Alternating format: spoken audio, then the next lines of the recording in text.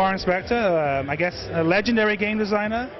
You know, if somebody was to say in 20 years' time, you know, the pantheon of you know, the game. Anyway, I won't compliment you too much, but you may remember him from classics such as one of my favorites, Thief, which doesn't seem to get mentioned very much. I know you weren't involved in the project all the way through, but definitely a great game. And his latest title is Epic Mickey, which a lot of people thought was a little bit of a interesting choice for you.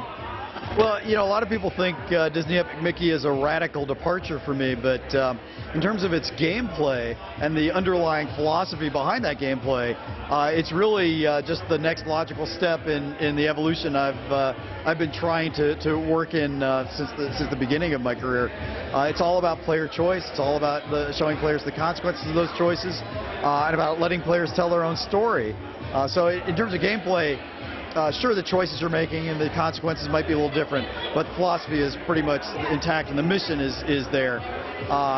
In terms of you know, making a cartoon game featuring a cartoon star, it's really kind of a return to roots for me. I've been a cartoon fan since I was a kid, and a Disney fan literally since the day I was born. My dad put a plush toy of Pluto in my crib with me, so you know, I've been waiting for the opportunity to do a cartoon game for a long time, and Disney gave me the opportunity to do it. I think you have to remember any modern game now is such a large team of people that obviously you're not just the only person behind the vision of the game. Can you talk about some of the contributions of some of your other team members? Oh gosh, I mean, you know, people get this idea that one person is responsible for a game. That's never true. Well, almost never true.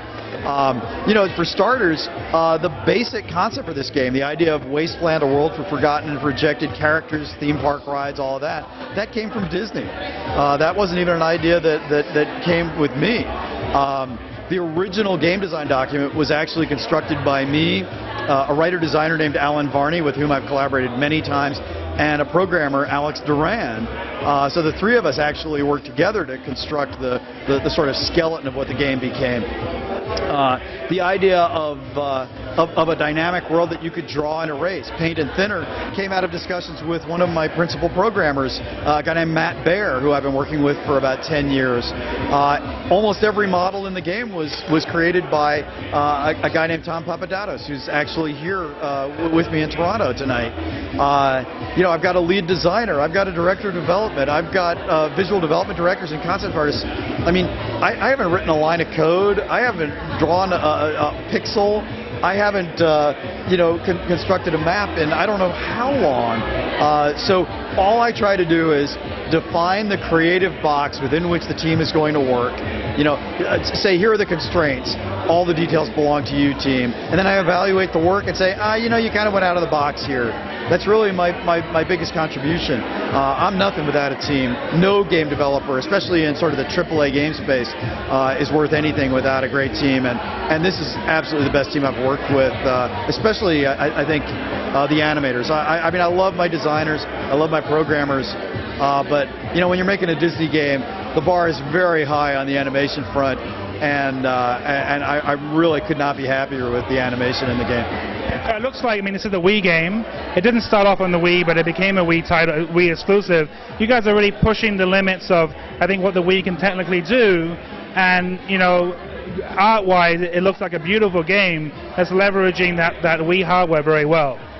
Well, you know, one of the things that most impressed me about Disney as a game development company was that moment when the decision was made to go to a Wii exclusive. We started out as a multi-platform game, and we were designing with that in mind.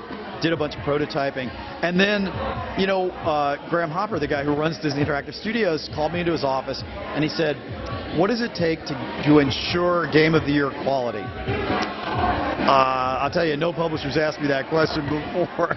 And, you know, to make a long story short, at the end of the day, we decided that focus on a single platform was really important. And, you know, enough time and money to really do the job right. And Disney provided that time, that money, and that focus. Now, I'm not saying we've succeeded. That's for you to decide, not me. But certainly that was our goal. And we literally scrapped everything we had come up with up to that point except the core game mechanics and our fiction. And for a publisher to say, you know, we're willing to do that to make the highest quality game we can, that's very special, and it doesn't happen every day. And I think that's why the game looks as good as it does, and why I hope you agree it plays as well as it does, because we were able to design to the hardware. You know, we brought our A game to the Nintendo Wii, and that allowed us to make the best Wii game we possibly could. A lot of developers don't do that, you know, and I think that's why it stands out. It's interesting, though, the Wii is much maligned by a lot of people, especially in the third-party development community.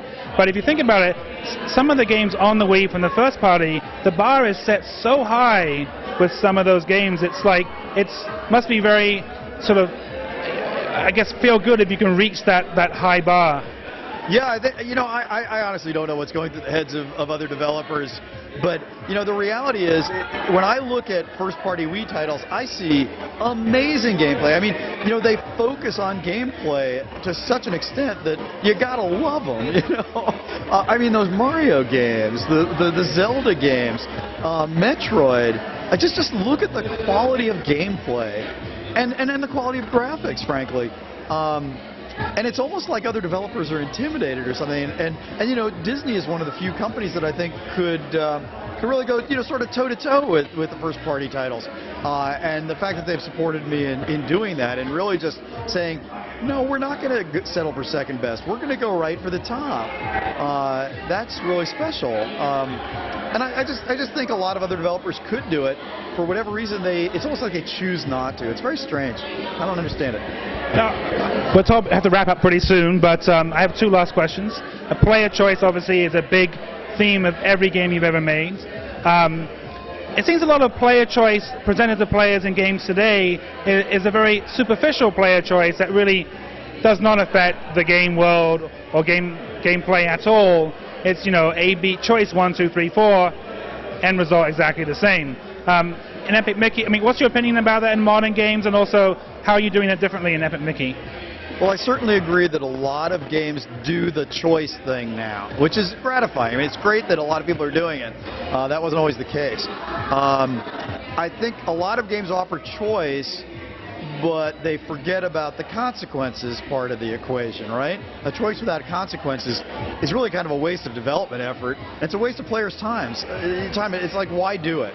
You know, if there's no consequence, don't bother offering the choice. That's kind of my rule. And then a lot of the games, even when they have consequences, they take a very binary approach. Good, evil, right, wrong, light, dark. And I don't like that. It's almost like the game is judging, this is good, this is bad. In all of my games, I've tried very hard not to judge. Games are about asking questions. You know, how important, in this case, in Disney Epic Mickey, how important are family and friends to you is one very important question we're asking. Another very important question is, what does it mean to be a hero? What is a hero? What makes Mickey a hero? And so, you know, I like asking questions and letting players answer them through their play choices. That's really kind of what we're about. It's maybe a little subtler, and maybe it isn't even as obvious to players that they're making choices every step of the way. They're just seeing the linear experience that defines their playthrough of the game. But those choices, trust me, are there, and the consequences are there, and the experience is playing out differently each time you play. And one of the more interesting things about the game that we haven't talked about too much is to see everything, do everything, and collect everything, you have to play through Disney Epic Mickey at least 3 times, playing differently each time. So playstyle really does matter in this case, and I hope players play through it, give it a chance, and really see the consequences of their choices. And the last question, I know we're going to be kicked out soon, totally off topic. Have you played Minecraft? I have not, I'm afraid, so I can't really comment. So I'm hoping to have you play it, and because that really is the ultimate free-form piece of PC gaming I've ever seen. Well, I'll have to check it out, but honestly, I'm a big believer in collaborating with players, not in free-form gameplay, but I'll definitely give it a shot. It sounds interesting. Thank you for your time. It was great to meet you. I'm looking forward to Epic Mickey, and also looking forward to see what you're doing next. I'm looking forward to seeing what I do next too. It'll be fun.